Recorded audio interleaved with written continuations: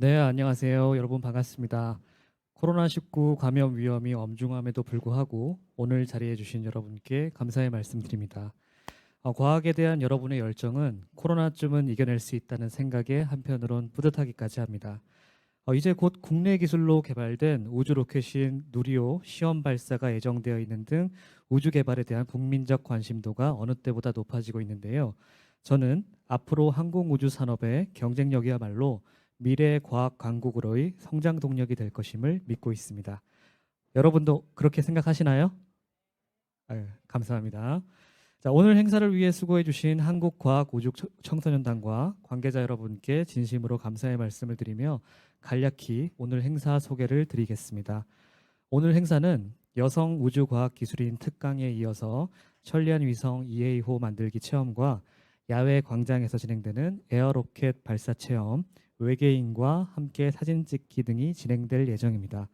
이번 행사는 세계 우주주간 기념 한국 행사로 진행되고 있는데 혹시 세계 우주주간에 대해서 알고 계시나요? 잘 모르세요? 세계 우주주간은 매년 10월 4일부터 10월 10일까지 진행되는 행사인데요. 우주 개발 역사에서 아주 중대한 의미를 갖는 두 가지 사건이 발생한 날입니다. 10월 10일은 1967년 10월 10일은 우주 탐사와 평화적 이용에 대해 국제 우주 조약이 발효된 날이고요. 1957년 10월 4일은 인류 최초의 인공위성인 혹시 아시는 분 계신가요? 인류 최초의 인공위성. 네. 러시아의 스푸트니크 1호가 발사된 날입니다.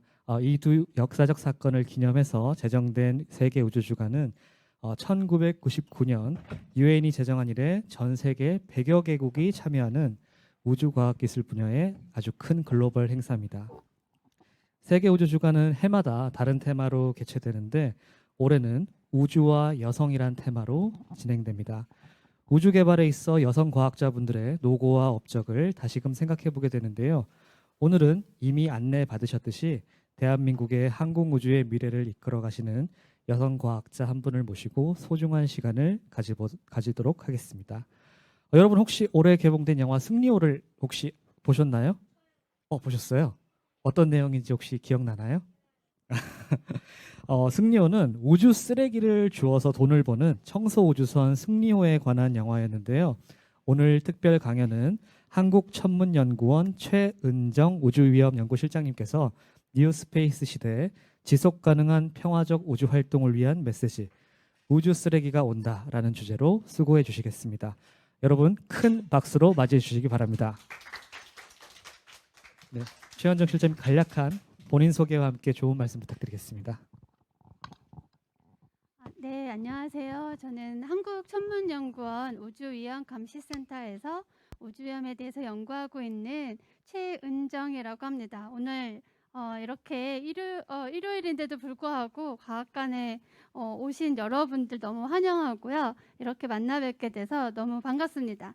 반갑습니다. 네. 아마 한국천문연구원이라고 하면은 조금 떠오르는 이미지가 있으시죠? 어떤 게 있으실까요? 천문이라고 하면 뭐가 제일 먼저 생각나나요? 어, 우주에 대해서 생각이 나고요. 또 음, 행성에 대해서도 생각이 나고 또 네.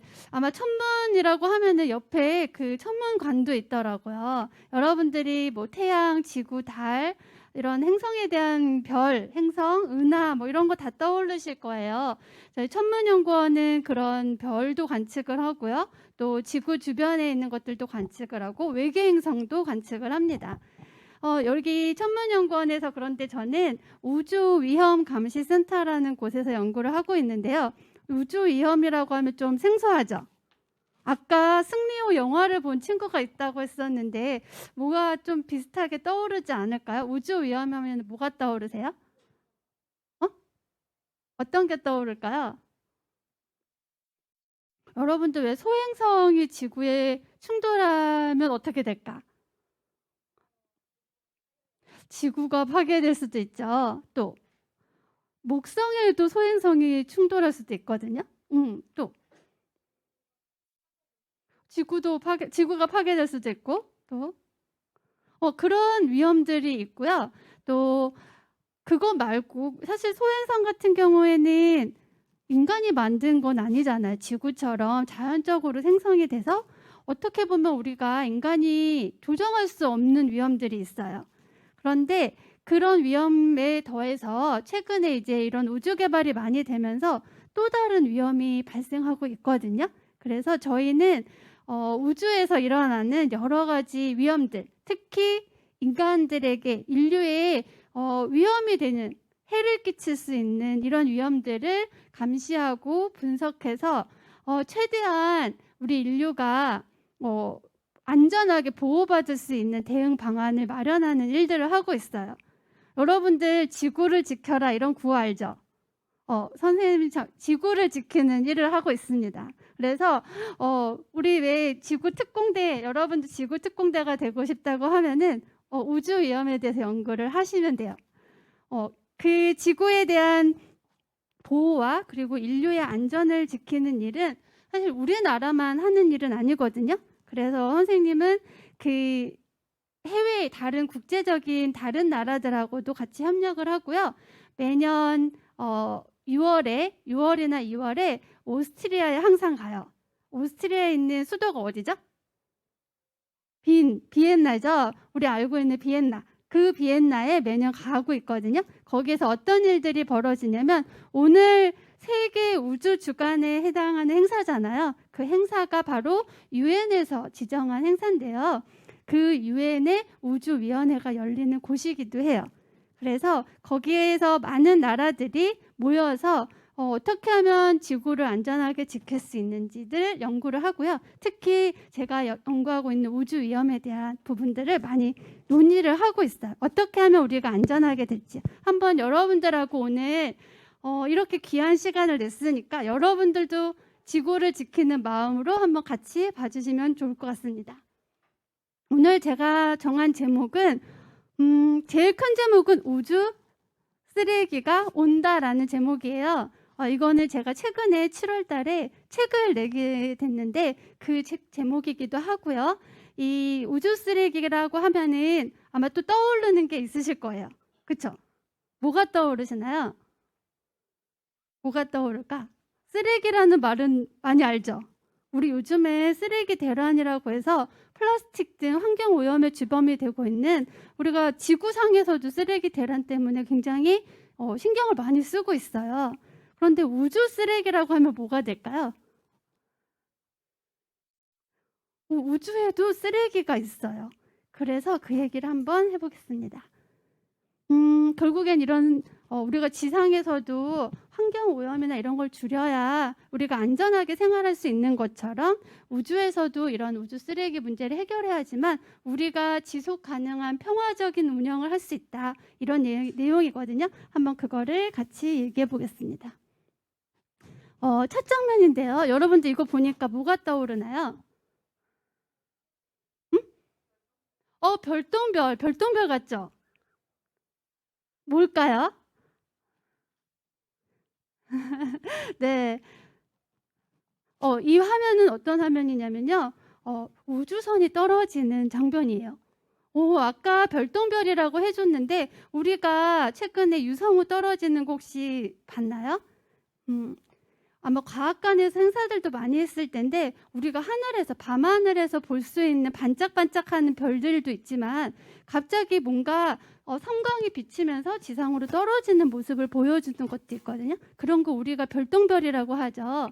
그런데 별똥별은 그야말로 우리가 어떻게 사람이 만든 게 아니라 우주에 떠다니는 여러 행성들 중에 굉장히 작은 행성들이 지구랑 부딪히는 거거든요. 그러면서 지구 대기에서 부딪혀서 빛을 내는 게 바로 별똥별이에요. 그런데 이것도 별똥별처럼 생겼죠? 그런데 우주선이 지구 대기에 떨어지면서 빛을 내는 걸 보여주는 거예요. 아까 영화 본 친구들도 있다고 했는데 아마 영화 속에서 우주선이 지구로 떨어질 때 모습하고 비슷할 거예요. 이렇게 많은 우주선들이 실제로 지금도 떨어지고 있어요. 매일 인공위성이나 우주 쓰레기들이 지상으로 떨어지고 있는데 사실 우리가 다 볼 수는 없거든요. 어떤 경우에는 대서양에 떨어지기도 하고 어떤 경우에는 태평양에 떨어지기도 해요. 그런 경우는 보기 힘들죠. 그런데 만약에 이렇게 밀양에 떨어진다든지 또는 서울에 떨어진다든지 부산에 떨어진다 하면 우리가 어떻게 볼 수 있을까요? 어떻게 볼 수 있을까? 최근에는 이런 걸 많이 관측을 했어요. 어떻게 관측할 수 있냐면 지금은 도로에 CCTV들이 굉장히 많죠. CCTV에 찍히기도 하고요. 또 차량의 블랙박스에도 많이 찍혀요. 그래서 과거에는 이렇게 우주선이 떨어지는 장면들이 많지 않았는데 지금은 우리가 카메라들도 핸드폰으로도 찍을 수 있고 많은 CCTV들 덕분에 이렇게 떨어지는 걸 찍을 수도 있어요. 근데 이 화면은 실제로 떨어지는 걸 예측을 했을 때 그 지점에 비행기를 갖다 두고 비행기에서 찍은 사진이에요. 그래서 훨씬 더 생생하죠. 이렇게 많은 우주선들이 또는 우주 쓰레기들이 떨어지고 있는데요. 실제로 우리나라에서 굉장히 중요한 이벤트라고 하면은 그렇겠지만 우주 쓰레기가 떨어져서 국가적으로 비상 상태였던 적이 있었어요. 혹시 이거 어떤 건지 아시나요? 선생님 벌써 답을 써놨어. 네, 아래쪽에 보면 지금 CCTV에 이거 CCTV라는 건 중국 방송인데 이 방송에서 지금 중국의 우주 발사체인 창정 EF 발사체를 발사하는 장면이에요. 이 장면을 보면은 이 안에는 이 발사체 안에는 뭐가 타고 있었냐면은 우주 정거장이 타고 있었어요. 우주로 보낼 우주 정거장을 실어나르는 로켓이었는데 이 창정 EF가 언제 발사됐냐면 2011년 9월에 발사가 됐어요. 이 발사가 되면서 여기 중국이 최초로 실험용 우주 정거장을 지구 궤도에 올려놨거든요. 그러니까 여기 때는 실험용이었어요. 왜 실험용이냐면 앞으로 중국이 우주 정거장을 만들려고 할 때 미리 실험을 해보는 거예요. 사람이 갈 수 있는지 생활할 수 있는지 또 거기에서 여러 가지 과학적인 실험 같은 것들도 할 수 있는지 이런 것들을 하기 위해서 이 실험용 우주정거장인 텐궁 1호를 발사를 했었어요. 2011년이면 여러분들 아직 태어나기 전인 경우도 있을 것 같은데 이 우주정거장이 발사가 되고 나서는 원래 임무 기간은 2년이었거든요. 2년 동안 잘 운영을 했었는데 원래 이게 어느 정도 크기냐면 이렇게 무게가 한 8.5톤이 나가고요. 그 다음에 길이도 한 10m, 지름이 한 3.5m 정도 돼서 굉장히 큰, 여러분들 뭐 학원이라든지 학교 갈 때 버스 타고 가죠. 그 버스 크기만 하다고 생각하면 돼요. 그거보다 조금 더 커요. 네, 이 우주정거장이 우주에서 잘 운영이 되다가 어떻게 됐냐면 2011년에 발사됐는데 이게 2년 동안 임무를 다 했으면 언제 끝났을까요? 임무는? 2013년에 끝났겠죠. 원래 중국은 이걸 다 임무를 다 끝내고 나서는 잘 안전하게 지구로 다시 떨어뜨려서 바다에 떨어뜨리려고 했어요. 왜냐하면 우주정거장 그냥 그대로 두면 굉장히 크기 때문에 위험하거든요. 그래서 다 쓴 거는 지구 태평양 쪽에 떨어뜨리려고 계획을 하고 있었는데 이렇게 큰 우주정거장이 2년 잘 쓰고 나서 이제 마지막에 이제 떨어뜨리려고 하기 전에 고장이 났어요. 고장이 나면 어떻게 될까? 아무데나 떨어지지. 그치? 아무데나 떨어질 수 있잖아요. 아무데나 떨어진다는 건 어떤 의미일까요? 맞아. 사람이 사는 곳에 떨어질 수도 있다는 거예요. 굉장히 대답을 잘해주고 있어. 네, 이렇게 사람이 사는 곳에 떨어질 수도 있고 어떻게 될지 모르는 상태가 된다라는 거예요. 고장이 났다는 건 원래는 우리 지구에서 조정을 해서 안전한 곳에 떨어뜨리려고 하는 건데 고장이 나서 그걸 못하는 거예요. 그런데 이때 중국이 고장 났다는 사실을 바로 얘기하지 않았어요. 어떻게 알았냐면 많은 과학자들이 이 우주정거장이 굉장히 크기 때문에 관측을 하고 있었거든요. 그런데 해보니까 원래 조정을 하면 궤도를 잘 유지하고 있어야 되는데 얘를 보니까 궤도가 점점 떨어지는 게 보이는 거예요. 그래서 많은 나라들이 이거 어떻게 된 거냐고 중국한테 계속 추궁을 했어요. 그랬더니 어쩔 수 없이 고장 났다라는 거를 시인했는데 그게 2016년에 시인을 했어요. 그래서 그때 유엔에서 중국이 발표를 했어. 이거 고장 나서 어쩔 수 없다. 어디에 떨어질지 모르겠다. 그래서 각국이 정말 이게 이 큰 우주정거장이 어디로 떨어질지 이걸 예측하는 거에 굉장히 신경을 많이 썼어요. 왜냐하면 굉장히 큰 위성이고 이런 우주정거장이 지상으로 떨어질 때는 보통 대기권에서 대부분 작은 것들은 타거든요. 대기권의 대기라고 하는 거에 부딪히게 되면 대부분 아까 우리 처음 봤던 사진처럼 타는데 이렇게 큰 위성들은 한 10에서 40% 정도 잔해물이 지상으로 떨어질 수 있어요. 남아서 떨어진다는 거예요. 만약에 10%만 해도 얼마가 되지? 8.5톤의 10%면 한 거의 1톤 가까이가 1톤 이상이 떨어질 수 있다는 거죠. 여러분들 하늘에서 갑자기 돌멩이 떨어지면 어떨까? 어떻게 되지? 맞으면 사람 다치겠죠? 굉장히 위험할 수 있어서 각국이 이제 비상이 걸렸어요. 우리나라도 그때부터 선생님도 그때부터 이 우주정거장이 어디로 떨어질지를 계속 연구를 했거든요. 그래서 실제로 이 텐궁 1호가 떨어지는 시점에 각 나라들이 특히 뭐 미국, 뭐 중국도 그렇고요, 유럽도 그렇고, 일본, 호주 이런 각 나라들이 얘네들이 어디로 떨어질지를 다 관측을 같이 시작을 하긴 했어요. 그래서 우리나라도 여기에 보시면 저 아니고 여기는 저가 아니에요. 네.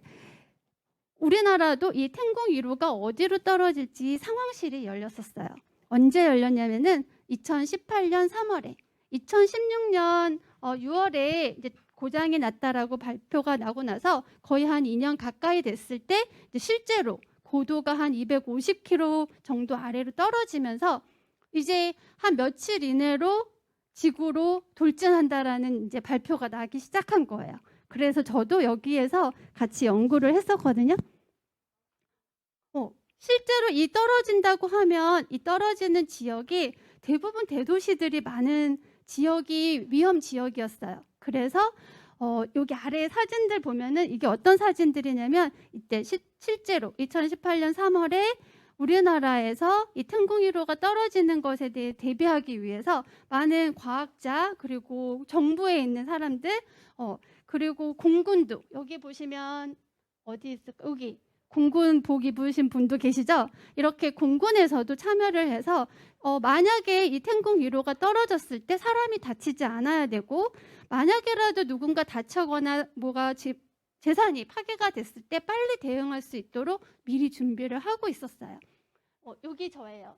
여기 같이 이렇게 회의하면서 얘가 언제 떨어질지를 계속 분석하고 하는 일들을 했었어요.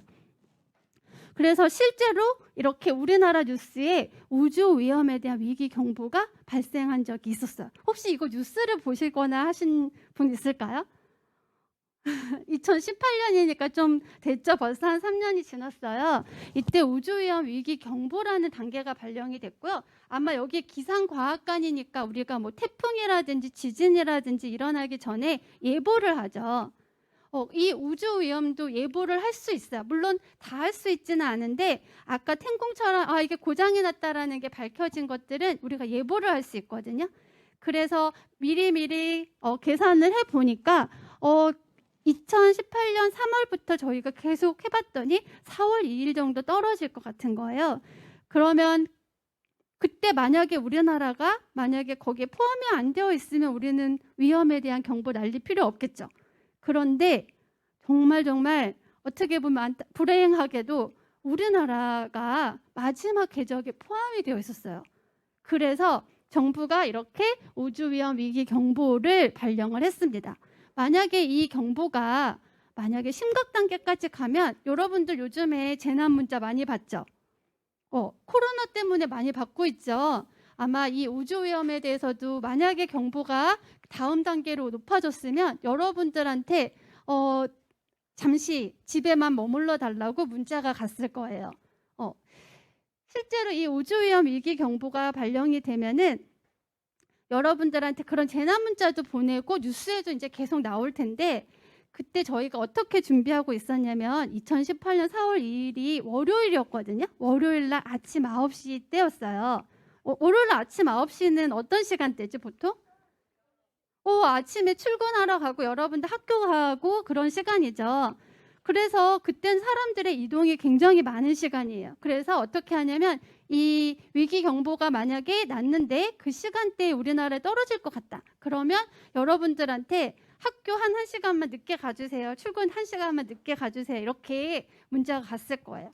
근데 다행히 우리가 분석을 해봤더니 이 이틀 전에 했을 때는 우리나라가 포함이 됐었는데 저희가 예측을 하면서요 했는데 다행히 마지막에 떨어질 때가 여기 남태평양에 떨어졌거든요. 이 남태평양에 떨어지기 전에 우리나라의 궤적을 딱 계산을 했더니 다행히 우리나라가 마지막에 포함이 안 될 수 있다는 거를 알게 됐어요. 그래서 아마 여러분들이 문자를 받지 않으시게 된 거죠.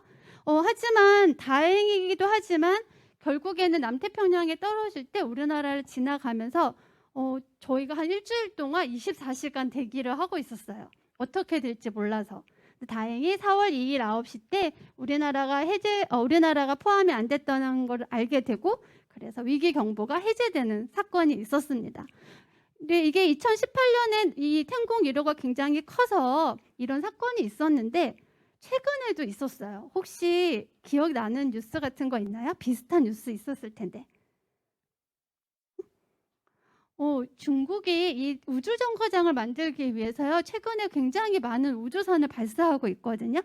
그 우주선을 발사하는 우주 발사체들이 여러 개가 있는데 그 중에서 굉장히 큰 발사체가 창정 5B호라는 우주 발사체가 있어요. 이 발사체는 한번 발사되고 나면은 다시 재사용하지 못하는 거기 때문에 우주로 날아가서 만약에 우주 정거장 실험용 모듈을 우주로 올려놓고 난 다음에는 걔는 그냥 우주에서 버려지게 돼요. 그런데 그 버려진 게 안전하게 버려지면 괜찮은데 그렇지 않은 경우는 어떡하냐면 지구로 떨어지거든요. 그러면 어떻게 될까? 우주 발사체는 훨씬 더 커요. 아까 우리 8.5톤이라고 했는데 걔는 수백 톤이 넘어요. 그러면 그건 더 위험하겠죠. 그래서 올해 5월 달에도 이 중국의 우주 발사체 때문에 이런 저희가 대비를 하고 있었는데 다행히 그 발사체는 우리나라가 그 위험 지역에 포함이 되지 않는다는 거를 일주일 전에 알 수 있었어요.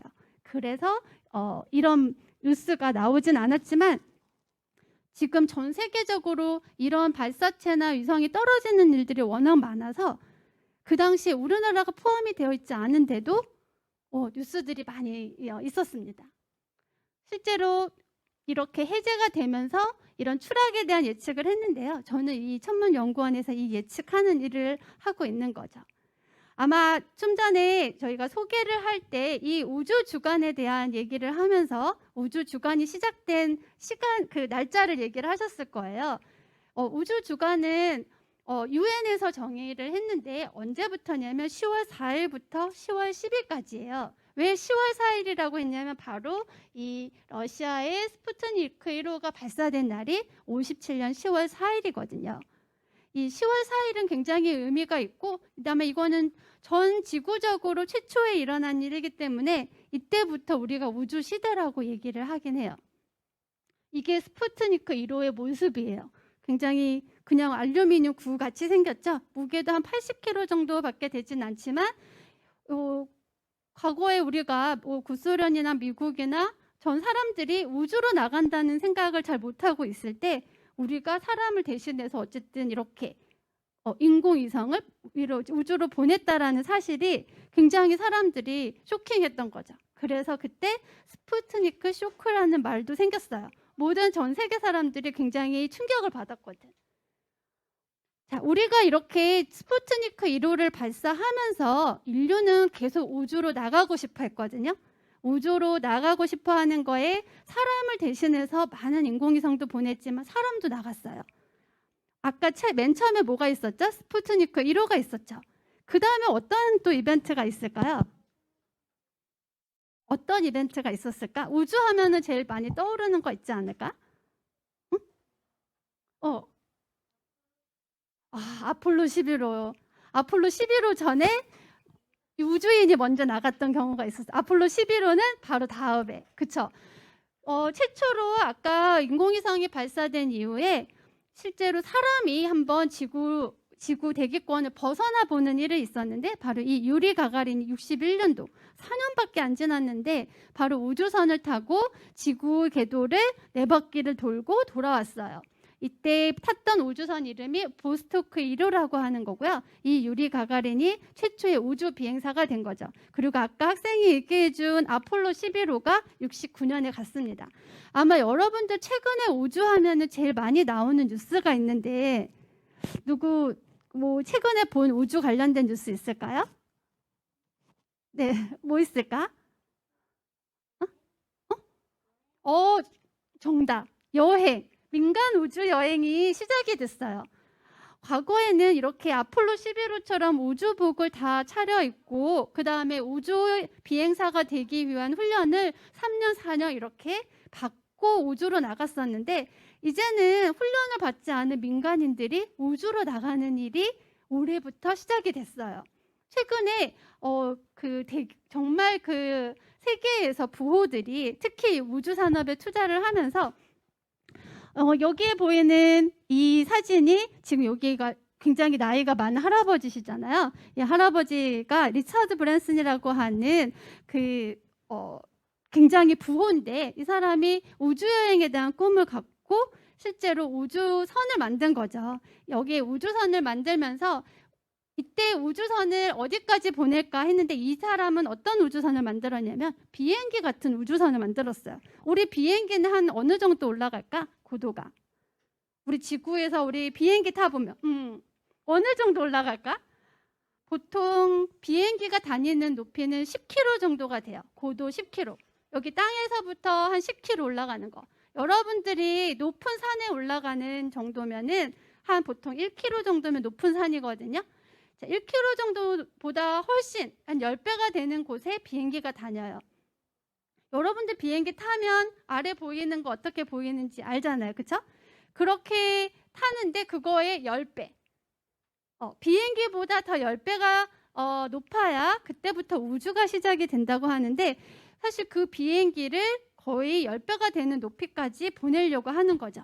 그래서 이 리처드 브랜슨은 그렇게 비행기를 만들어서 비행기 같은 우주선을 만들어서 우주 여행을 했는데 고도가 한 86km 정도까지 올라갔다 왔다고 해요.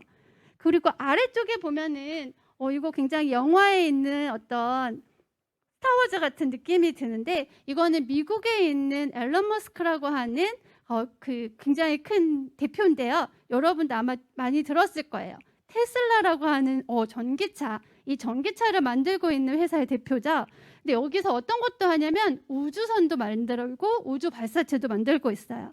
그래서 올해 이렇게 민간인 4명을 또 우주로 보냈는데 이때는 아까는 고도 100km보다 안 높았는데 이 4명은 어디까지 갔다 왔냐면 500km가 넘는 곳까지 갔다 왔어요. 지구를 몇 바퀴 돌고 돌아왔어요. 안전하게.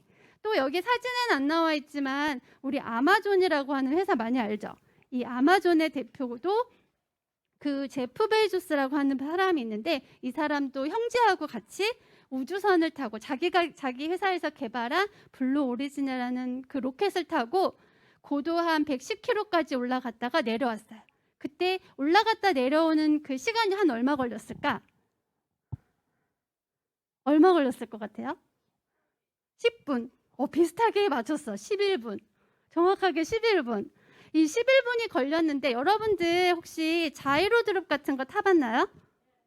자이로드롭 타면은 굉장히 금방이죠. 그때 잠깐의 우리가 무중력까지는 아니지만 그래도 비슷한 경험을 할 수 있어. 갑자기 떨어지는 경험. 그런데 이 블루 오리진은 11분 동안 그 우주 자이로드롭을 만든 거죠. 그래서 우주에서 그 무중력 체험을 하고 떨어지는 이런 일들이 있었는데 이때 블루 오리진에 탑승했던 한 사람이 가장 최연소인 사람이 있었는데 20살이 안 됐어요. 근데 그 사람은 어떻게 타게 됐냐면 자기 아빠가 굉장히 돈이 많아서 대학 입학에 대한 선물로 우주 여행을 보내줬대요. 그런 스토리도 있었고 또 그때 굉장히 나이가 한 70세가 넘은 과거에 이제 여성 우주 비행사였던 분이 있었는데 그분이 안타깝게도 자기가 우주 훈련을 했을 때는 여행을 하지 우주로 나가지 못했었는데 그 블루 오리진을 타고 나갔다 오는 그런 스토리도 있었어요. 그래서 결국에 우리는 인류가 우주로 나가는 날이 이렇게 많이 생기게 됐죠. 그러면서 최근에 뭐라고 하냐면 선생님 제목에도 썼지만 뉴스페이스 시대라고 해요. 이 뉴스페이스 시대는 결국엔 과거의 스푸트니크 이론이나 이런 것들은 다 국가에서 만들었거든요. 그런데 아까 민간 우주여행들은 이제 기업에서 만들기 시작하고 있어. 그래서 우리 비행기 타는 것처럼 이제 앞으로 우주선을 타는 날들이 여러분들이 아마 곧 올 거예요. 이렇게 많은 우주 인공위성들도 보내고 있고 또 최근에는 어떤 일도 하고 있냐면 아까 그 스페이스X라는 곳에서 전 세계의 우주 인터넷 망을 깔아서 여러분들이 가지고 있는 핸드폰으로 세계 어디를 가도 사용할 수 있게 사막을 가도 북극을 가도 태평양 한가운데 가서도 사용할 수 있게 만들려고 하는 일들을 하고 있어요. 그런데 이렇게 하다 보니까 여기에 있는 게 이게 뭘 것 같아요? 뭘까? 이거 발사체고 요게 뭘까요?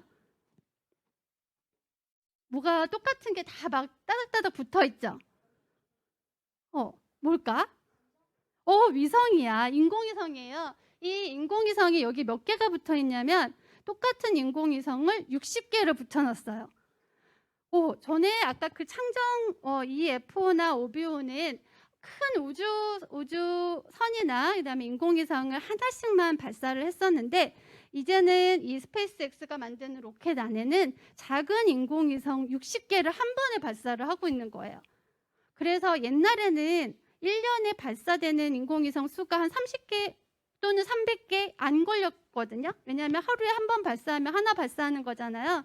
그런데 이렇게 한 번에 60개를 발사하다 보니까 최근에는 한 달에 1000개가 넘는 인공위성이 발사가 되고 있어. 굉장히 많이 늘었죠.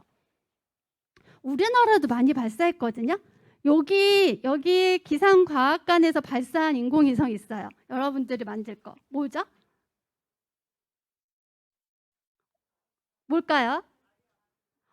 여기 기상과학관하고 연관된 인공위성이 있어요. 여기서 찾아봐도 돼. 답. 아리랑 위성은 아니 아리랑 위성보다는 네. 우리 별 1호는 1992년에 우리나라 최초의 인공위성이에요. 1992년이니까 아까 얼마였죠? 우리 스푸트니크 언제였죠? 1957년이었는데 우리나라는 1992년에 발사했으니까 굉장히 늦었지만 여기에 보이는 정지궤도 복합위성이 바로 우리나라의 기상위성이에요. 네. 우리나라도 아까 많은 인공위성이 발사한 것 중에서 뭐 우리별 위성, 아리랑 위성, 무궁화 위성 이렇게 많이 발사를 했는데 또 최근에 정지궤도 복합위성이라고 하는 위성은 우리나라의 뭐 기상이라든지 통신이라든지 이런 환경에 대한 관련된 것들을 그런 임무를 탑재한 위성을 발사한 거예요. 정지궤도에서는 제가 다시 또 말씀을 드릴게요. 저는 여기에 보이시는 아리랑 2호가 있거든요. 이거는 2000년부터 개발해서 2006년에 발사했는데 저는 이 아리랑 위성 2호를 같이 개발을 했습니다. 뒤에 사진으로 보여드릴게요. 우리나라는 이제 앞으로 2013년에 나로 1호가 발사된 이후에 지금 밖에 여기 과학관에 굉장히 크게 잘 설치되어 있더라고요. 누리호가 있는데 이 누리호가 언제 발사될까요? 혹시 그거 뉴스에서 본 사람 있어요? 올해 발사돼요. 그것도 언제? 10월 달. 오늘이 10일이잖아요. 앞으로 11일 후에 21일에 발사할 거거든요. 여러분들이 오늘 얘기를 듣고 뉴스를 잘 보면 누리호가 발사되는 장면을 실시간으로 볼 수 있을 거예요. 우리나라도 이렇게 우주 발사체를 발사하고 있고 여기는 장소가 어디냐면 외국이 아니에요. 우리나라에도 발사장이 있는데 어딜까요? 네, 고흥에 비슷하게 맞추고 있었어요. 네, 나로 우주센터라고 하는 곳에 설치되어 있습니다. 우리나라에 발사장이 있고요. 그리고 우리나라가 만든 누리호 발사체에 우리나라가 만든 인공위성을 실어서 우주로 보낼 거예요. 이렇게 교통수단이 어떻게 보면 우주로 가는 교통수단이 많이 만들어지고 있는 거고 우리나라도 그걸 만들고 있는 거죠. 우리가 자동차, 비행기, 교통수단을 이용해서 어디든 갈 수 있는 것처럼 이 발사체를 이용해서 우리가 우주로 어디든 갈 수 있는 날을 만들려고 하는 거예요. 10월 21일에 발사가 예정이 되어 있으니까 온 국민이 약간의 그 마음을 담아주면 성공하지 않을까 생각이 들어요. 저도 성공을 빌고 있습니다. 아까 1957년 전에 물론 찍은 사진은 아니고요. 이 사진을 보면 여기 이미지를 보면은 지구하고 뭐가 보이죠? 달, 맞아요. 달이 보여요. 이거는 아까 우리가 스푸트니크 1호가 올라가기 전에는 이렇게 지구하고 달이 가장 가까운 위성이었어요. 달은 지구의 유일한 위성이었죠. 사람이 만들진 않았잖아요. 자연적으로 생긴 위성이었어요. 그런데 지금은 어떠냐면 이렇게 바뀌고 있어요. 여기 보면 1957년에는 지구 주변에 뭐가 없었는데 아까 우리가 스푸트니크 1호도 발사하고 그 다음에 우주선도 발사하고 아폴로 11호도 가고 있고 또 많은 인공위성이 한 번에 60개씩 올라가다 보니까 이제는 점점 인공위성이 많아져서 지구 주변에 인공위성들과 우주 쓰레기들이 이렇게 쌓여가고 있어요. 2021년은 더 많이 쌓였어요. 네, 이렇게 쌓인 거를 인공위성하고 우주 쓰레기를 한번 세어봤어요. 우선 이거 세어보는 거는 인간들이 지상에서 우주로 봤을 때 망원경이든 레이더 등 관측을 할 수 있는 거를 말하거든요. 그거를 관측한 걸 하나하나 세봤더니 총 49,000개를 셀 수 있었어요. 지금까지 1957년부터. 그런데 그 중에 한 반은 대기권으로 대부분 떨어져서 사라졌고요. 나머지 한 24,000개가 남아있거든요. 지금 24,000개가 실제로 이렇게 지구 주변을 감싸고 계속 돌고 있어요. 그런데 이렇게 많은 인공위성들이 있는 건 우리가 우주가 굉장히 넓다고 생각하죠. 우주는 넓잖아요. 무한한 것 같잖아요. 우리가 굉장히 무한하다라고 여기는 이 우주가 실제로는 이렇게 됐다라는 거는 어떤 의미를 얘기할까요? 우리가 왜 도로를 봐도 우리가 사람들이 자주 이용하는 도로는 항상 그 도로가 어떻죠? 교통 정체가 일어나잖아요. 왜 일어나냐면 사람들이 많이 이용하니까. 그렇죠? 거기 그 길로 가면 더 빠른 길로 가고 더 좋은 장소로 갈 수 있으니까. 우주에서도 사람들이 제일 사용하고 싶어하는 길이 있어요. 그 길들에 인공위성을 막 쏘아 올리다 보니까 거기 길에는 굉장히 많은 인공위성들이 쌓이게 되면서 더 정체가 일어나게 되는 거죠. 지금 이렇게 많이 쏘아 올려지고 있는데 이렇게 많은데도 또 여기다가 쏘아 올리고 싶어 해요. 아까 그 많은 통신 인터넷망을 만들고 또 인간 우주 여행을 하기 위해서 많은 인공위성들이 발사가 되고 있어요. 그러면서 어떤 일이 일어나냐면 이렇게 우주 쓰레기도 같이 쌓여가고 있습니다. 왜냐하면 쓰레기라고 하는 건 결국엔 인간이 쓰고 버린 거잖아요. 그렇죠? 인공위성도 다 쓰고 버려지는 것들이 있거든요. 아까 우주 발사체도 발사가 되고 나서 남겨지면 그냥 버려진다고 했죠. 그렇게 남겨져서 버려지는 많은 우주 물체들이 발생하고요. 그게 그대로 남겨져 있어요. 우리가 지상에서 지금 최근에 일회용품 때문에 막 플라스틱 한 번 썩는데 100년이 넘게 걸리고 이렇죠. 인공위성은 썩지를 않아요. 안 썩어. 안 썩고요. 어떻게 되냐면 그냥 우주에 남아있고요. 남아있다가 어떤 경우에는 폭발하기도 해요. 그러면 산산조각 나겠죠. 우리가 고속도로에서 자동차가 폭발해서 산산조각 나면 어떻게 되죠? 다른 차들에게 위협을 주죠. 다른 차들이 그 길을 갈 수가 없죠. 만약에 그 파편에 부딪히면 그 차도 사고가 나니까. 지금 우주의 적해도는 이렇게 많은 우주물체 때문에 또 쌓여가는 우주 쓰레기들 때문에 그런 위험이 같이 있습니다. 아까 승리호 본 학생이 이거 맞출 수 있을 것 같아요. 제가 천문연구원에서 여러분들에게 이렇게 일요일 날 과학을 좋아하는 여러분들이 이렇게 모인 거에 대해서 감사의 의미로 선물을 좀 준비를 했는데요. 제가 그 플러스 더 몇 가지 선물을 더 준비했어요. 네. 뭐 퀴즈가 많지는 않지만 이 퀴즈에 맞추시는 분은 제가 끝나고 선물을 드리도록 하겠습니다. 아마 영화를 보시면은 보신 분도 있지만 지금까지 우리가 우주 쓰레기에 대해서도 얘기했지만 어떻게 보면 영화 얘기도 하지만 우리가 우주에 대해서 한번 생각해 볼 수 있을 것 같아요. 이거 혹시 이 빈칸에 들어갈 말을 맞출 수 있을까요? 한번 얘기해 볼까?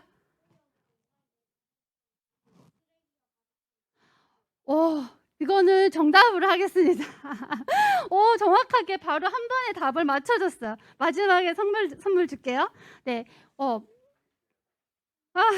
영화를 보지 않은 친구인데 맞췄어요. 환경오염으로 지구가 더 이상 살 수 없는 지구가 되면서 그리고 우주는 우주 쓰레기로 가득해서 승리호가 우주 쓰레기들을 청소하는 이야기들을 다뤘었죠. 사실 지구는 지금 많은 환경오염 문제에 맞닥뜨려져 있고 그 환경오염이 사실 지구 안에서만의 문제가 아니라 앞으로 우주에서도 이렇게 우주 개발이 많이 되면서 신경을 써야 되는 일들이 돼버렸어요. 그래서 우주 쓰레기가 가득한 우주가 됐죠. 이런 일들 때문에 어떤 일들이 발생하는지 한번 잠깐 볼까요? 이거는 아까 그 지구에서 확대된 건데 이 지구 주변에 여기까지가 한 고도가 36,000km예요. 아까 우리가 고도 500km 정도까지 민간 우주여행을 갔다 왔다고 했죠. 지금 우주정거장이 한 400km대 있거든요. 실제로 우주에서 우주인들이 우주정거장 안에서 생활을 하고 있어요. 우리는 이미 인류는 우주에서 생활을 하고 있는 거예요. 그 우주 정거장이 있는 곳보다 훨씬 더 멀리 고도가 36,000km까지 많은 인공위성들이 있고요. 이 기상위성인 정지궤도 복합위성도 이 바로 정지궤도에 있습니다. 이 정지궤도라는 말은 그야말로 정지에 있는 것처럼 보여서 정지궤도거든요. 여기에는 지구의 자전 속도하고 위성이 움직이는 속도가 같아서 우리가 항상 하늘을 봤을 때 그 위성이 보이는 거예요. 이렇게 많은 정지궤도 위성과 그리고 지구 근처에 있는 위성들이 쌓여가고 있는 것을 보여줬는데 이거 실제 저희가 시뮬레이션이 아니고 실제 그 위성의 궤적을 찾아서 이렇게 하나하나 찍은 거예요. 실제 사진. 네. 만약에 이런 많은 우주물체들이 아까 태공 1호가 떨어진 것처럼 실제로 여러분들 집 앞에 떨어지면 어떻게 될까? 그런 일이 일어날 확률은 굉장히 작지만 그렇다고 해서 안 일어나진 않았어요. 실제로 일어나는 일들이 많았고요. 여기 아까 떨어지는 사진들이 있었는데 이분은 실제로 우주 쓰레기에 맞으신 분이에요. 어깨에.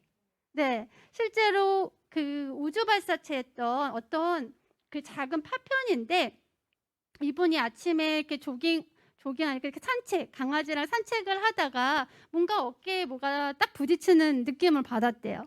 그래서 딱 봤는데 이거는 뭐 캔도 아니고 물체가 이상하게 보여서 신고를 했는데 결국엔 신고해서 봤더니 델타 로켓의 잔해였던 거예요. 그래서 이분은 저희가 연구하는 논문에도 굉장히 많이 등장하시는 분이에요. CNN에도 나오고. 실제로 맞으신 첫 번째 사례로 되어 있어요. 이 로텔 윌리엄스라고 하시는 분인데 이게 1992년 정도에 그 보고가 됐었어요. 여기 사진은 얘가 아까 그 중국의 창정 5비호라고 하는 발사체가 작년에도 발사됐거든요. 근데 걔의 잔해물이 실제로 그 남아프리카에 있는 코트디부아르에 떨어져서 발견된 사진이에요.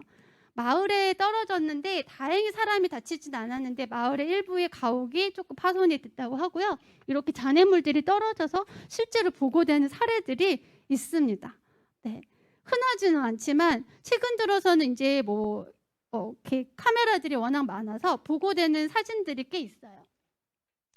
또 하나는 어떤 위험이 있냐면 만약에 인공위성이 실제로 다른 인공위성하고 부딪힌다면 이거는 설명을 좀 더 쉽게 할 수 있는데 승리호도 있었지만 여러분들 그래비티라는 영화 혹시 본 사람 있나요? 승리호보다 좀 더 많을까? 그래비티. 만약에 안 봤으면 오늘을 계기로 한번 다시 보면은 선생님이 얘기했던 내용이 거기 많이 나올 거예요. 이 실제로 우주에서는 인공위성하고 우주 쓰레기들 또는 인공위성과 인공위성이 부딪히는 그런 교통사고들이 일어나고 있어요. 실제로 일어나는 사건들이고요. 얘네들이 왜 부딪히냐면 서로 길을 미리 약속해서 딱 정해진 길을 가긴 하지만 얘네들이 변하거든요, 고도가. 그러면서 우주 쓰레기 같은 건 조정이 안 되죠. 그러니까 어디로 지나갈지 모를 경우가 있어요. 그러면 운영하고 있는, 실제로 우리가 동작하고 있는 인공위성은 그 만약에 모르는 궤적에서 우주 쓰레기가 나타나면 바로 피할 수가 없어요. 그래서 부딪히는 사례가 있었습니다. 실제로 일어났는데, 얘네들이 부딪히면 문제는 부딪혀서 파편이 생기면 어떻게 될까? 폭발하거나 파편이 생기면 굉장히 많은 잔해들이 발생하는데요. 여기서 보면 이 두 개의 위성이 부딪혔을 때 한 2,500개의 파편이 발생했다고 저희가 찾아냈어요. 이렇게 많은 파편들이 발생하니까 결국엔 그 파편들 때문에 다른 인공위성이 또 위험해지는 그런 악순환이 일어나고요. 이걸 실제로 1978년에 나사에 있었던 도널드 캐슬러라는 연구원이, 그분이 실제로 이 우려를 78년도에 우려를 나타내서 그 당시에 캐슬러 신드롬이라는 용어가 생기기도 했어요. 그때는 많은 과학자들이 물론 우려는 했지만 정말 일어날까 했었거든요. 그런데 이게 2009년에 실제로 일어난 거예요. 그래서 저도 이 사건을 계기로 해서 연구들을 많이 진행했던 적이 있었어요. 이렇게 많은 인공위성들이 부딪히는데 얘가 왜 위험하냐면, 얘네는 1cm, 10cm 정도 되는 거? 10cm 정도면 여러분들 크기 어느 정도 되지? 10cm요. 혹시 야구공 같은 거 잡아봤나요? 야구공, 테니스공. 그 정도 한 10cm라고 보면은요, 그 10cm 정도 되는 만약에 우주 쓰레기가 있다고 하면 얘네들은 인공위성 전체, 아까 그 8.5톤 되는 것도 파괴시킬 수 있어요. 그래서 얘네들이 굉장히 위험해요. 작은 거라도. 굉장히 빠른 속도로 움직이기 때문에 그렇고요. 저희가 비교를 하면 보통 우리가 그냥 고속도로에서 큰 볼링공 있죠? 그 볼링공이 갑자기 차로 날아온다고 생각하면 얼마나 위험한지 알겠죠? 네, 그 정도 되고, 그렇게 되면 차는 다 완전 파괴될 수 있기 때문에 이 우주에서의 충돌 위험이 굉장히 높아지고 있어요. 그래서 우리가 하고 있는 것들이 뭐냐면, 이런 우주 쓰레기가 얼마나 많은지 이런 것들을 저희 천문연구원에서 연구하고 있고요. 그걸 어떻게 말하냐면 우주를 감시한다라고 얘기하고, 또는 우주 위험을 감시한다라고 얘기해요. 우리가 아까 그런 어떤 물체들이 막 떨어져서 빛을 내고 떨어졌을 때, 여러분들은 아까 별똥별이라고 느낄 수도 있고, 또는 인공위성이 떨어진다고 느낄 수도 있고, 어떤 사람은 UFO라고 하면서 신고하는 사람도 있거든요. 그래서 그런 것들을 좀 알아내야 돼요. 이런 게 다 우주 감시의 진행 과정이에요. 그래서 저희가 망원경이나 천문연구원이 제일 잘하는 건 망원경으로 관측하는 거거든요. 망원경이나 광학으로 보거나 전파를 통해서 봐서 어떤 물체들이 있는지 관측을 하고요. 얘네들을 추적하면 얘가 UFO인지 인공위성인지 아니면 소행성인지 찾아내고요. 그것들을 감시를 해서 다음에 어떤 위험이 있는지를 알아내는 일들을 저희가 하고 있어요. 이거는 이제 감시하는 방법은 눈으로 보거나 전파를 이용해서 보는 방법, 또 레이저를 쏴서 보는 방법도 있어요. 여러분들 이거 레이저 포인터죠?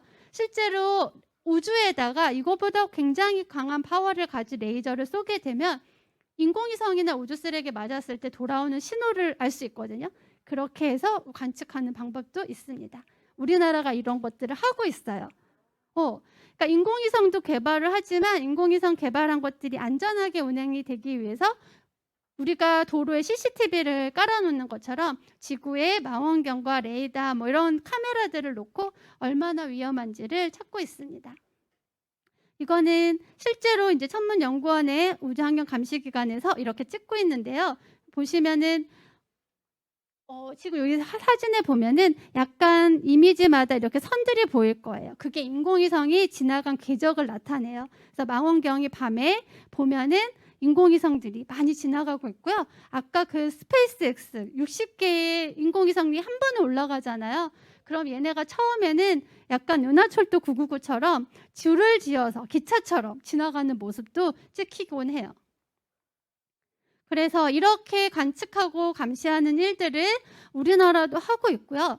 또 이거는 우주라는 공간은 어떻게 보면 우리나라만 보는 공간이 아니잖아요. 그래서 많은 나라들이 같이 이 우주 위험, 떨어지거나 충돌하는 위험에 대해서 노력을 하고 있어요. 어떻게 하면은 막을 수 있을지, 어떻게 막을 수 있을 것 같아요? 여러분도 어떻게 막을까요? 어떻게 막을까? 네.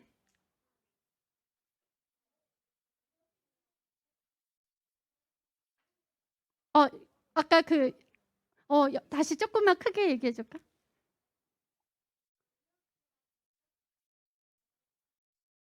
와, 정말 중요한 얘기했어요. 아까 발사체 같은 것들 재활용할 수 있도록 하는 노력을 하고 있다고 하는데 정말 맞아요. 그 재활용하는 로켓들을 만들어서 한 번 버리고 쓰고 나서 버려지는 것들이 없게 만드는 일들을 하고 있고요. 또 떨어지는데 안전하게 떨어지게 하는 노력들도 하고 있어요. 아까 우리 유엔이 이걸 스페이스 위크를 정했다고 했잖아요. 여기가 실제로 유엔의 회의들이 열리는 곳이고요. 저희가 이렇게 발표한 적이 있습니다. 여기 좀 뒷모습인데 제가 가서 직접 발표했던 내용들도 있어요. 이 유엔의 위원회, 우주위원회라고 하는 곳이 지금 한 95개국이 등록이 되어 있어요. 아직까지 북한은 등록돼 있지 않아요. 북한이 어떻게든 여기에 들어오고 싶어서 계속 저희 옵저버 자격으로 이렇게 참여를 하고 있긴 한데 아직 정식 등록은 되지 않았어요. 이렇게 많은 국가들이 참여해서 어떻게 하면 우리 지구를 지킬 수 있을지, 우주를 평화적으로 이용할 수 있을지를 연구를 하고 있습니다. 많은 노력들을 이렇게 같이 하면서 알리고 있고요. 또 저도 이렇게 우주를 향해서 지구도 지키면서 우주를 향한 꿈과 도전을 하고 있고, 아까 제가 중간에 얘기했었는데 저는 이렇게 아리랑 위성도 개발을 하고, 또 여기에 보이는 이 위성은 우리나라에서 두바이에 수출한 인공위성이에요. 두바이 위성이라는 것도 같이 개발했었고요. 또 맨 위에 보시면 레이저가 나가고 있는 모습 보이시죠? 초록색으로 우주로 발사되는 게 레이저예요. 저 레이저 개발하는 부분도 같이 했습니다. 그리고 유엔에 가서 우리가 어떤 노력을 하고 있는지도 발표를 하고요. 또 이렇게 기회가 되면 여러분들한테 우리가 하고 있는 노력들을 같이 얘기하면서 앞으로 여러분들이 컸을 때 정말 안전하게 우주를 여러분들이 마음껏 여행할 수 있도록 하는 일들을 같이 얘기하고 있습니다. 결국엔 지구를 지키는 일이고요. 이 우주에 대한 우주 조약이 아까 우리 1967년 10월 10일에 우주 조약이 발효가 됐다고 했잖아요. 이때가 50주년 행사를 했었던 곳이 했었고 그때 이제 참여를 했었는데 이 장면이 무슨 장면이냐면 우주 정거장하고 실시간 영상 통화하는 장면이었어요. 그때 우리 우주 주간이 아니라 그때는 이제 우주법이 발효된 지 50주년을 기념해서 실제 우주 정거장하고 이렇게 영상 통화하면서 지구 재난에 대응하는 노력들을 해왔습니다. 이 사진은 이제 마지막인데요. 과거 100년 전하고 그리고 현재의 뉴욕의 거리래요. 왼쪽과 오른쪽의 차이가 막 마차 타고 사람이 다녔던 그 길이 자동차로 꽉 찼죠. 또 이거는 실제로 비행기들이 지금 날아가고 있는 모습을 인터넷에 공개하고 있는 거거든요. 비행기들이 굉장히 지금 이 시간에 굉장히 많이 움직이고 있어요. 우리가 실제로 보고 있어요. 앞으로 여러분들은 어떤 시대를 살까요? 이렇게 민간 우주 여행이 하고 있고 지금은 뭐 수십억, 수백억을 들여서 우주 여행을 하는 시기긴 하지만 앞으로 우리가 비행기를 타듯 자동차를 타듯 우주선 타는 정말 값싸게 타는 날이 머지 않았을 것 같아요. 그런 노력들을 많이 하고 있어요. 그래서 안전한 우주 여행과 그리고 여러분들이 우주 여행을 하면 결국에는 안에 뭐 우주 가서 우주 호텔에서도 머물다 오고 또 비행선도 타고 우주 공항에 가서 비행기도 타고 이런 일들을 아마 여러분들 세대에서는 겪을 수 있지 않을까 생각해요. 그래서 앞으로 이 안전한 우주를 만들고 또 지속 가능하게 활용하기 위해서 연구자들도 많이 하고 있고요. 지금 이제 관심을 이렇게 일요일인데도 불구하고 이렇게 과학에 대한 관심을 갖고 온 여러분들 중에서도 분명히 있을 것 같아요. 어떤가요? 더 관심이 많이 생기셨나요? 네, 그러셨길 바라고요. 오늘 굉장히 뜻깊은 날이고 10월 10일이 그리고 저도 이 유엔에서 회의를 하는데 작년하고 올해는 코로나 때문에 온라인 회의를 했어요. 아마 내년에는 이 코로나19도 빨리 종식이 되고 정말 해외도 자주 가면서 이렇게 교류가 됐으면 좋겠습니다. 오늘 이렇게 경청해 주셔서 너무 감사드리고요. 제가 질문을 따로 시간이 허락이 됐는지 모르겠네요. 어쨌든 오늘 경청해 주셔서 감사합니다.